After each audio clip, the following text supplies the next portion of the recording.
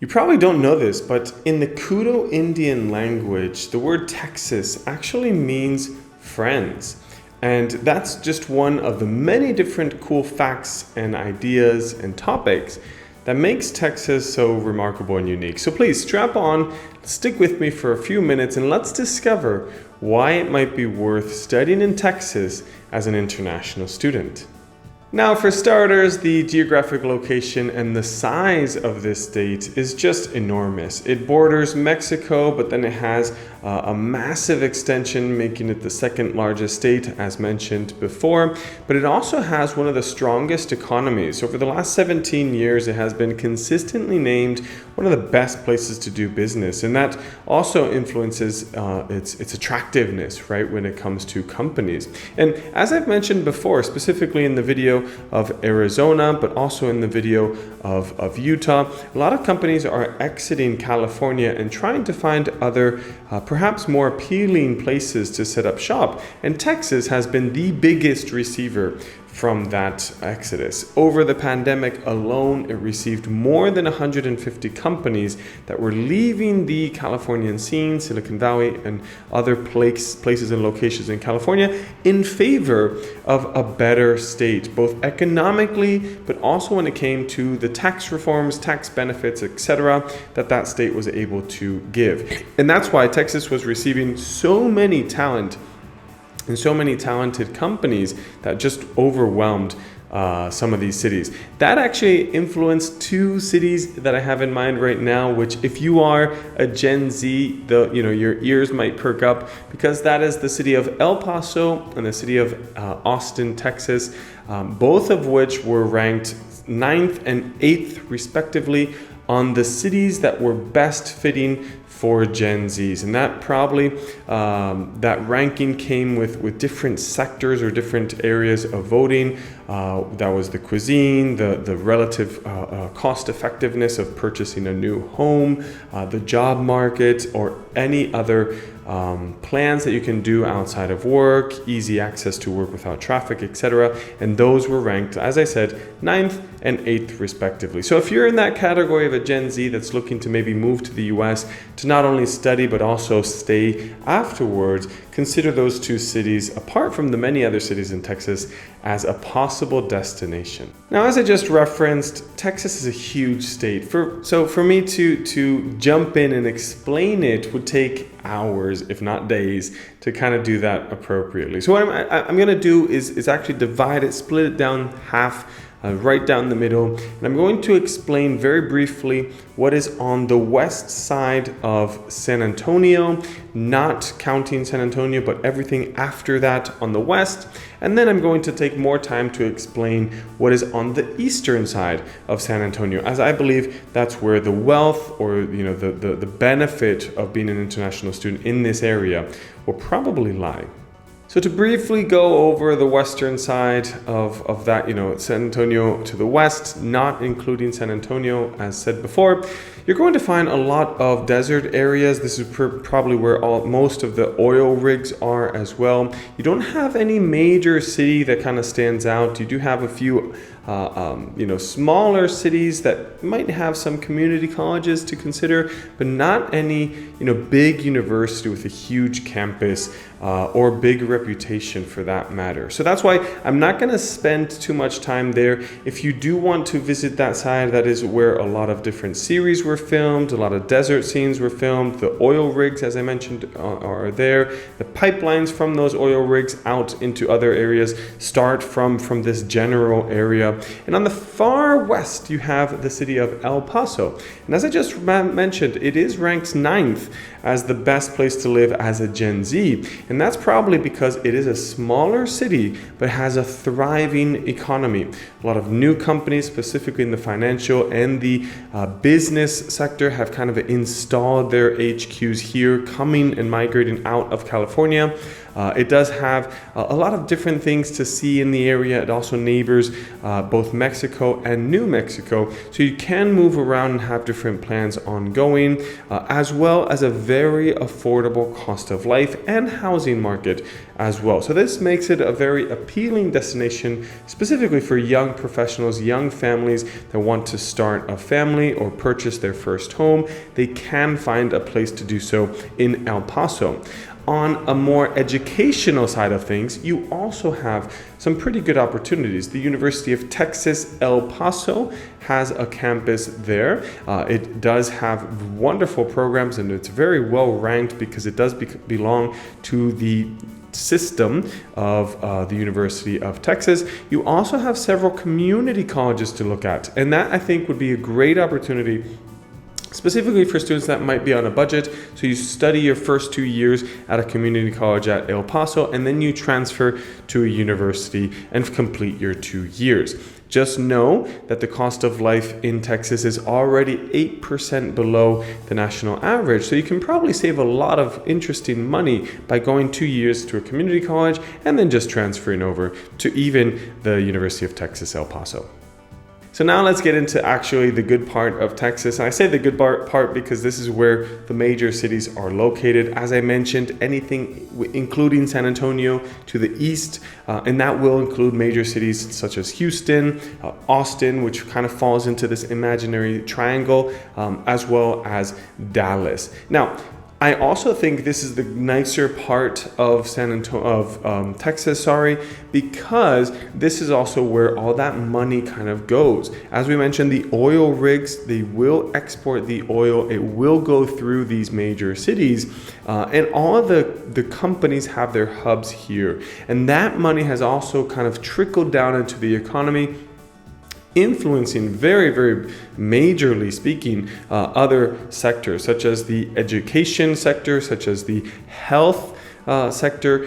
Insurance companies are also located here. You have big businesses coming in. You also have other major factories. For example, Elon Musk's Tesla Gigafactory was recently moved into Texas. So you have a lot of wealth of companies finding their HQ, finding their home in these major cities. So much so, in fact, that a lot of the Texan cities, 5 out of the 15 biggest and fastest growing cities in the United States, are all located in Texas. So that just goes to show the appeal that they have when it comes to business-minded focus.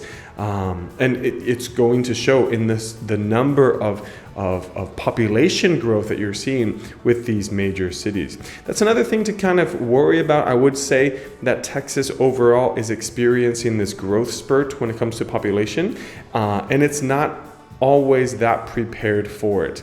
I say this because you might have traffic jams. There might be, whenever you go out to eat, you're going to have overcrowded locations. But that also leads to the creation of new businesses, new restaurants, new schools, new infrastructure to facilitate and to habilitate that movement of masses, right?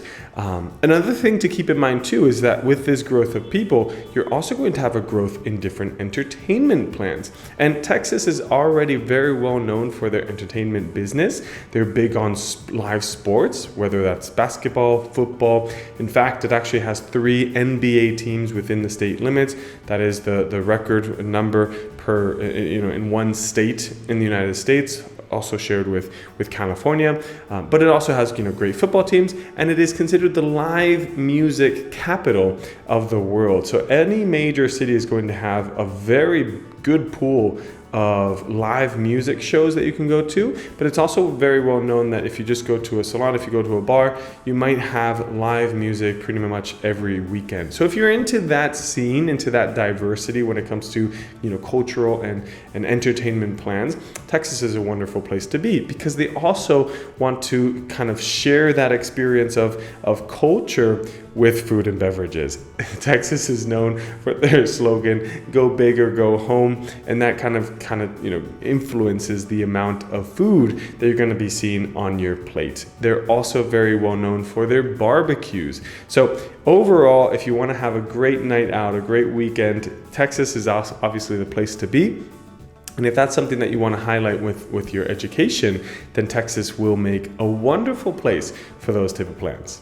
But it's not just fun and games with Texas. You actually have very good institutions with amazing reputation, all located within the state limits. In fact, you have 109 higher institutions to choose from when it comes to your education opportunities. In fact, 53 of those are going to be community colleges. That's the third highest amount of community colleges in one state in the United States. And that's why I mentioned before with El Paso, and this kind of applies to this side of things too, with Dallas, Houston, etc. You're going to have great community colleges and even systems of community colleges with housing opportunities to maybe look into, because I also view Texas as a wonderful place to just start your studies, specifically if you are undecided or you want to test the waters with a few classes here and there. Texas might be a great place because of the cost comparison with other states, but also just that wealth of community colleges to choose from that will allow you to study in pretty much any major city within Texas borders, and then transfer after your 2 years. And after you've solidified what you want to do with your career, transfer into a university. I might add as well that not only reputation is a big factor with Texas education, but cost of attendance is as well. Texas actually has something very particular with their tuition plan, and that means that if you are an international student and you are awarded a state scholarship of value of $1,000 or more, that's the minimal threshold, $1,000, you will automatically receive in-state tuition. And this is pretty cool. It applies both to undergraduate, but also graduate students. There aren't that many plans within the United States at a system level and at a state level, such as Texas, that will grant you in-state tuition with this plan.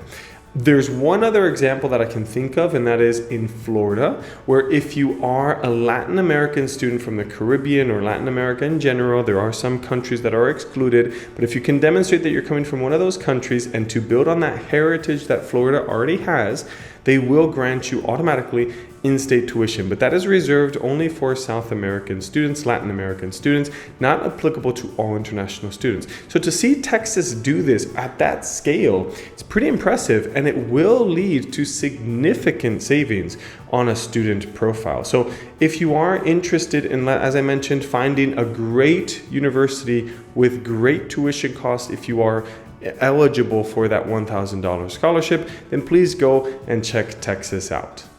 All right, well, that sounds very appealing, but what specific university do you have in mind? Or are there any universities to keep an eye out for, or any specific university that has great programs? Well, to be honest, all of the above. There are fantastic schools within the state limits, as I mentioned before. You have private colleges, for example, Rice University.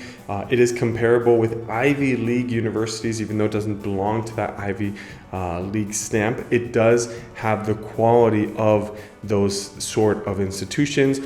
You also have Trinity College, for example. You have the University of North Texas up in Fort Worth in the Dallas region.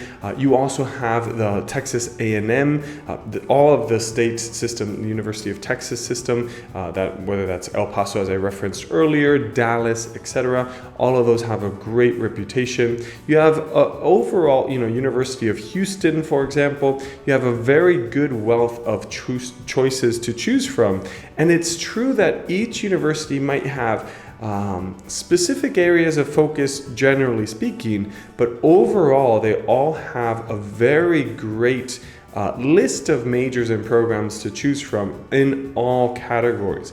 Keep in mind that Texas, as it's grown significantly on the economic side, it needed to bolster the amount of students that was receiving, but also the amount of programs it was able to cater for in order to fill in those gaps, those open positions on the job market. So you're going to find a wealth of programs, specifically in the engineering sector, very big powerhouse and big player on that side, but also with medical services, from insurance all the way to medical practitioners. The School of Medicine is very, very prominent, for example, in the city of Houston. You're going to have great, as I mentioned earlier as well, great education programs.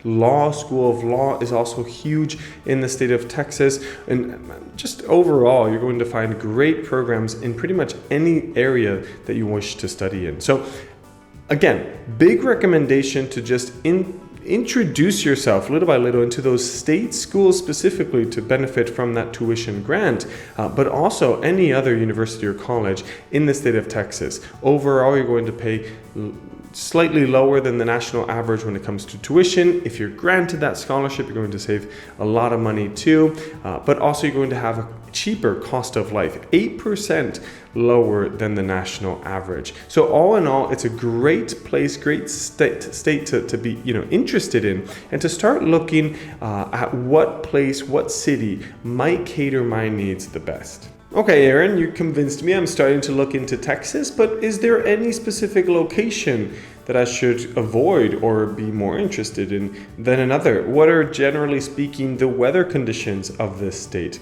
Well, great question. And to be honest, it is very diverse. Texas is such an enormous state that you will find great differences between one location or the other. But overall, I would say that the more west you go, the more desert-like it is. Temperatures do seem to rise independently if you're in the northern or southern part of the state.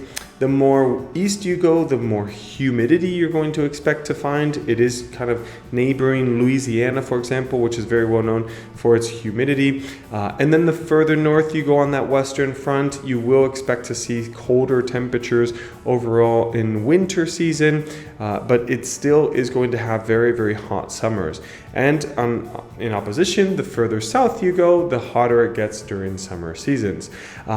Texas is very well known for its extreme heat in the summer, and it is a very dry heat in most places, but it will be more humid the further east you go with that border with Louisiana. So if you do like warmer weather, if you are an outdoor type of person, Texas can fill in that gap, and it will have that available for you in specific regions. In other regions, it just doesn't have that much wealth of locations to visit, outdoor activities to do, because it's more desertic and more desert-like than perhaps you would like to see. So I would say that do your research very well. You do have great major cities close to each other. Like I said, that imaginary triangle of San Antonio, Houston, and Dallas. Within that triangle, you also have Fort Worth, and you also have Austin. So if you kind of look in that specific area, I think, yes, you have a lot of cool things to do, a lot of outdoor activities. You do have a more mild temperatures overall